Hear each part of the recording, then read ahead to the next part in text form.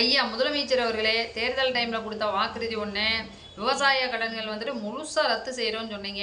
ஆனால் இப்போ வந்துட்டு அதை முழுசாக ரத்து செய்யணும்னு சொல்லி கூட்டுறவு சங்கங்களில் கடன் வாங்கின விவசாயிகள் எல்லாருமே வந்துட்டு தொடக்க வேளாண்மை கூட்டுறவு சங்கம் முன்னாடி போராட்டம் வந்து பண்ணுறாங்க.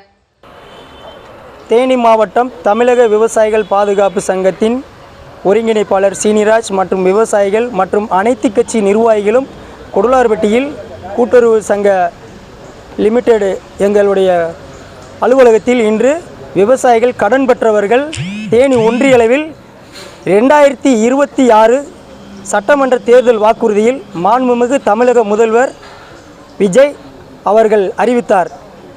5 ஏக்கருக்கு கீழ் இருக்கும் விவசாயிகளுக்கும் அனைத்து பயிர்க்கடன்களும் எந்த நிபந்தனையின்றி ரத்து செய்யப்படும் என்று கூறியதை நிறைவேற்றும் வரை இந்த போராட்டம் தொடரும். சொன்னபடி நடக்கவில்லை. 50,000 என்றால் ஆட்சிக்கு வந்துவிட்டார், வரவேற்கிறோம். 70,000 என்றால் இப்போ 70,000த்திலும் முதலில் நீங்கள் கட்ட வேண்டும். பிறகு உங்களுக்கு பயிர்க்கடன் உங்கள் கணக்கில் வர வைக்கப்படும். அதற்கு அடுத்தாப்புள் உங்களுக்கு தள்ளுபடி என்பதை அரசு நிர்ணயிக்கும். அரசு அதாவதுங்க தாவேக அரசு வந்துட்டு தேர்தல் வாக்குறுதியின் போது சொன்ன மாதிரியும் விவசாய பயிர்க்கடன் முழுவதுமே வந்துட்டு தள்ளுபடி செய்யணும் அப்படின்ற ஒரு கோரிக்கையை வலியுறுத்தி தமிழக விவசாய பாதுகாப்பு சங்கம் அனைவரும் ஒன்று சேர்ந்து தேனி மாவட்டம் கொடுலார்பட்டி தொடக்க வேளாண்மை கூட்டுறவு சங்கம் முன்னாடி வந்துட்டு ஒரு போராட்டம் வந்து பண்ணியிருக்காங்க. அந்த ஒரு போராட்டத்தில் என்ன மாதிரி கோரிக்கைகளை வந்து முன்வைக்கிறாங்க அப்படின்னா, தமிழக அரசே தேர்தல் வாக்குறுதியில் சொன்ன மாதிரி பயிர்க்கடன் முழுவதுமே வந்துட்டு தள்ளுபடி செஞ்சே ஆகணும் அப்படின்ற மாதிரி கோரிக்கையை வந்து முன் வச்சுதாங்க போராட்டம் வந்து பண்ணிட்டு இருக்காங்க. தாவேக அரசு வந்து ஆட்சிக்கு வந்ததுக்கு அப்புறமா விவசாயிகளுக்கு 50,000 ஒரு டைம், 75,000 ஒரு டைம் இப்படி வந்துட்டு தள்ளுபடி கொடுத்துருக்காங்க. அதுலேயுமே வந்துட்டு சிறு குறு விவசாயிகளுக்கு அப்படின்ற ஒரு பார்ட்டை வந்து ஒதுக்கிட்டாங்க.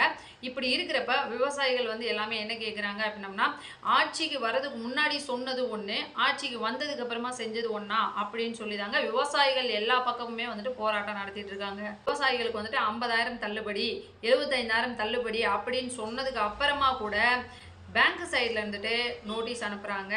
அப்போது நீங்கள் சொன்னது ஒன்று, நடக்கிறது ஒன்று. அப்போ முழுசாக நீங்கள் வந்துட்டு விவசாய பயிர்க்கடன் தள்ளுபடி செய்யலை அப்படின்னு சொல்லி விவசாயிகள் அனைவருமே வந்துட்டு போராட்டம் பண்ணி அவங்களோட உரிமையை வந்து கேட்டுட்டு இருக்காங்க. அப்போது சொல்கிறது ஒன்று, செய்கிறது ஒன்று, எல்லாமே வந்துட்டு மக்களுக்காகன்னு சொல்கிறாங்க.